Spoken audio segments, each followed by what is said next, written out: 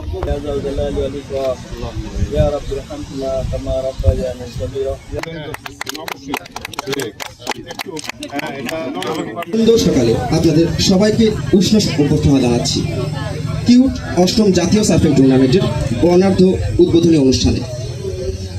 আমাদের সাথে আছেন সার্ফিং অ্যাসোসিয়েশনের সম্মানিত সভাপতি এবং সাধারণ সম্পাদক।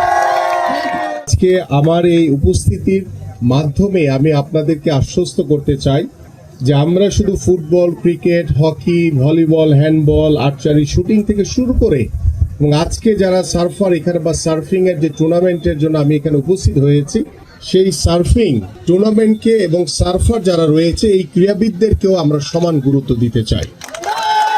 আমার একটাই স্বপ্ন, ইন্টারন্যাশনাল প্ল্যাটফর্মে বাংলাদেশের পতাকা নিয়ে উড়ানো, এটাই।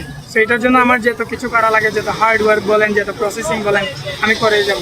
আমার নাম বিপাশা, আমি তিনবারের ন্যাশনাল চ্যাম্পিয়ন।